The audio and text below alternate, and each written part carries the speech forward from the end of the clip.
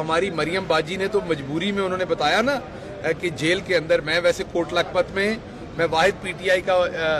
बंदा हूं जो कोट लखपत के अंदर नवाज शरीफ साहब को 2-3 दफा मिल के आया था। ये मैंने भी इस्त्री वाले कपड़े पहने हुए हैं, लेकिन मैं आपको पूरे दावे से कहता हूं कि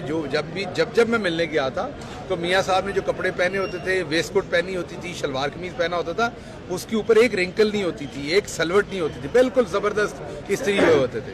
अब ये तो मियाँ साहब कभी मिले तो मैं उनसे पूछूंगा कि इतना बड़ा जुल्म कि खुद तो आप इतने जबरदस्त कपड़े पहनते थे और हमारी हमशीरा, हमारी बहन, हमारी बाजी जो वहाँ थी वो बेचारी फ्राई पैन गर्म कर करके उसके साथ इस्त्री कर रही होती थी उसी जेल में होते हुए। तो इसलिए अब मईशत तो इन्होंने सारी जो है वो फ्राई पैन के ऊपर रख दी है। जिस तरीके से